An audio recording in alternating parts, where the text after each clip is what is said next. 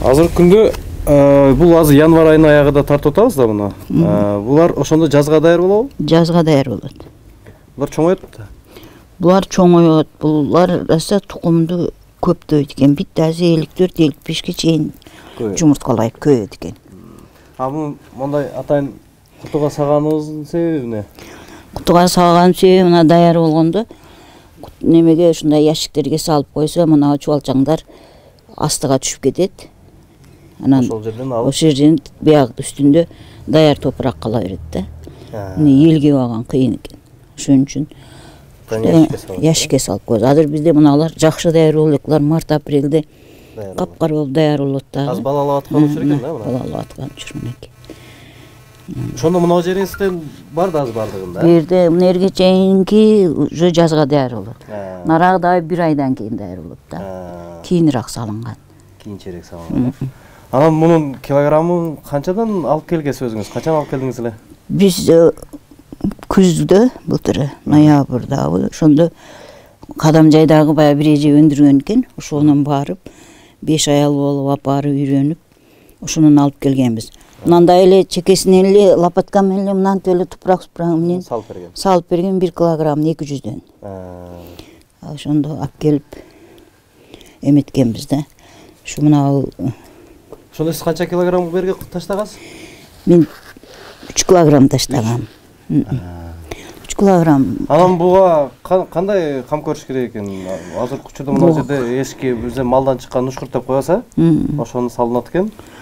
Анан көң салынат экен, малдын көңү. Буга эч кандай кам көрүшүнө кереги жок экен. Мусурларды саласың, казаң, немеден малдан чыккан немен ушкурттарды, анан шыпырынды, үйдөгү помой жуулган. Почоктор, эмненин почогосу, только эле буга салбайт экенбиз, резинка, пластмасс, темир. Ошонун башкасы бүт анан синтетикалар салынбайт. Чирий турган нерсенин Чирий турган нерсенин бардыгы пахта, койдун жүнү, тери, жаман алуу пахталар, пахтадан болгон материалдарды полностью салып таштай бериш керек экен да. Ошентип өзүнөн өзү көбөйүп, анан дайыма жаздын күнүндө күнүнө кечкурун нымдап суу сээп туруш керек. Але кышта бир жумада бир жолу карап сээп туруш керек экен. Анан койдун көңү өтө күчтүү болот экен да, койдун көңүнө анча салбаш керек экен. Буга уйдун кыгы, анан свежий эмес, кичине кургагандан кийин. Анан жылкынын тезеги ошолор жакшы болот экен. Şu бул эми натуралный жер семирткич болуп эсептелинет экен, химикат эмес. Эми былтыр биз кичине өнерден алып өзүбүзгө картошка менен помидорубузга септик. Анан эми быйыл Кудай кааласа ушундайга баарын алды менен алабыз деген ойдо бар. Анан эшикте бир лотокто бар. Ол азыр эшикте да. Ушу. Анан муну өзүңүздүн чарбачылыгыңызга иштетем деп атасызбы же сатыкка чыгарайын деп атасызбы? Биринчи максатыбыз өзүбүздүн чарбачылыгыбызды. Өз бак бар 2 гектардан ашык. Анан картошка эгебиз, жүгөр эгебиз, ошолорго биринчи пайдаланып, анан артса сатыкка чыгарган кийин буларды көбөйтүш керек да. Жерди көбөйтүш керек. Көбөйтүш керек. Буну ушу үйдөгү пайдасы ошондо баягы биз колдонуп жүргөн химиялык жер семирткичтерге караганда бул органикалык. Бул органикалык жер семирткич болуп эсептелинет экен, эч кандай химикаты жок. Ошо мисалы селитраны пайдаланып, селитранын ордунан бул 2 эсе күчтүүрөөк болот экен. Химикат эмес да, натуральный. Бүгүнкү күндө облус боюнча дагы ушул биогумус иштеткендерди колго алып, атайын окууларды, эмелерди өткөрүп атат ишкер айымдарга. Бул ошо программанын негизиге сиз да киргенсизби же кирбей калдыңызбы? Жок, кирген эмесмин. Өзүбүзчө эле былтыр алып келип 5 аял болуп барып алып келгенбиз. 5 тең ушу өзүбүзгө пайдаланып өндүрүп атабыз. Чарбачылыгыңызга өзүңүз чарбачылыгыңыз. Эми апа эме деп коем. Бу өзүбүзгө эме кылып атам, эми ушул неме селитра сатып алгандан көрө ушинтип алып айылдагы эмелерди мен сатып алгандай эле сата беребиз. Ар ким өзүгө селитранын ордуна ушуну сатып алып көбөйтүп иштетсе жакшы деп коем. Сунуштап койсоң. Сатып ала, сатасыз да? Сатпайм деп атасыз да азыр? Жок, азырынча саттыкка жок да. Жок, азыр эми ушу январь болсо, февраль, марттарда Кудай буйрса ушинтип мага окшоп өзүмдүн немесиге кылам дегендерге сатабыз. Сатып берип эме кыламын. Өзүнүн жериге керектүү эмелерин кылып алат. Шор сатып алгандан көрө өзүнүн экологический чистый күчтүү туп алат. Анан түтүлөй турам. Анан бул биогумусту силерге атайын окутуп үйрөттү. Мисалы үчүн муну кандай эме кылыш керек? Анан бул жер семирткич катары атайын чарбага колдонгондон кийин канча убакытка чейин ал жерде өзүнүн күчүн жоготпойт? 1 жылдыкпы же 2-3 жылдык? Буну биз ич жерден окуп үйрөнгөн жокпуз. Ошол кадам жайдагы өндүргөн ижиге эле барып үйрөндүк. Ошол биринчиден жердин кыртышын бузбайт экен. Экинчиден натуральный органикалык таза жер семирткич. Эч кандай эмеге зыян жок.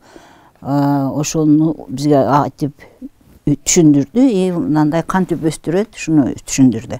Буну бир түшүнүштү немен дагы эле кереги жок экен. Мисалы, мал баксаң, ого тынымсыз суу бересиң, тынымсыз чөп саласың, жем бересиң, канча расход болот да. Мында эч кандай расход жок, кайра биринчиден тазалыкты. Ушу ар бир үйдөгү эле жаш келиндер өздөрү өндүрүп, өздөрү бизнес кылбаса дагы жакшы болот экен. Аны гүлгө, башкага тиккен мисалы үчүн 1 килограммды ошо жайынан 20 сомдон топурагын сатат экен, а базарга алып чыгып 40 сомдон сатышат экен. Жайдан алып кеткенде 20 сомдон алып кетет экен.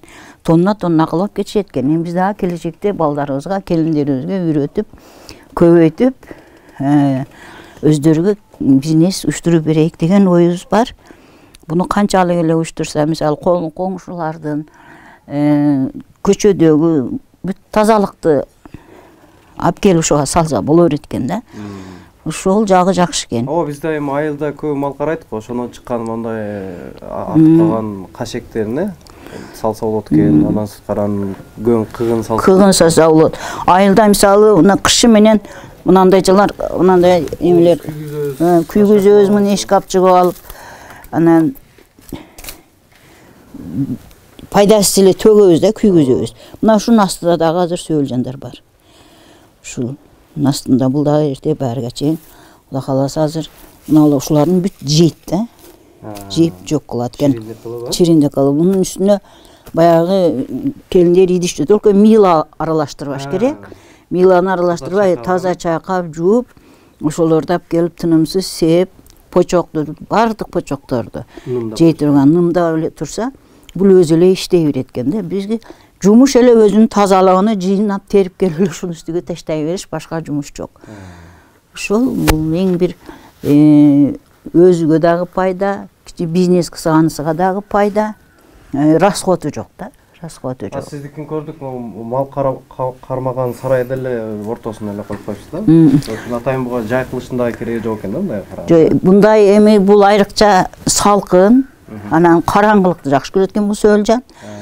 Ошол астыны жука сементтеп туруп эле мындай кылып ар ким өзүнүн кең кичине таркыган өзгө жараша эки жагын ууруп туруп, ошого 2 яма кылбаса, бирисиге сөөлжан таштагандан кийин экинчисиге яманы толтуруп, анан bundan буга мынандай ящиктерди бетине коюп акырынан өткөрсө боло берет экен да. Неменин эч кандай чыгашанын кереги жок. Мынабул биз өзү уйларга эле кылган акырыбыз эле да. Ошо мен күздө алып келип эле мынабадан жарым бияга салган дейм. Анан бияга көйүп кетти, анан уйларга быйыл нар жакка акыркып коюп эле. Ушуну менен калды. Муну эрте баарда Кудай кааласа эшикке кылабыз. Чоңураак кылып эшикке кылабыз дагы. Тескей жагыраакка. Тескей жагыраакка кылып, салкын жагыраакка кылып, анан жарыктан коркот экен бул сөөлжан. Көлөккө болуп жарыкка чыкпай үстүн жаап койсо эле, анан ушул өзүнүн жей турган жемишин көп сала берсек, бул өздөн өзү көбөйүп, бир жумурткалаганда бир сөөлжан 54-55ке чейин жумурткалап көбөйт экен да. Анан топурагын алып, сөөлжанын агында 200 сомдон сатып, анан башка жактарда мен YouTube'дан көрдүм, көп эле кымбатыраак сатат экен, бизге бирок арзан бериптир. 200дөн. 200дөн 1000 сомго чейин деп айтып атышат да. Ошондо бул сөөлжандын бир эле түрү барбы сизде же 2-3 түрү менен? Бир эле түр. Бир эле түр. Ал эже Америкадан, анан Германиядан алдырыптыр. Анан бизге ошо Америкадан алып келгенинен берди.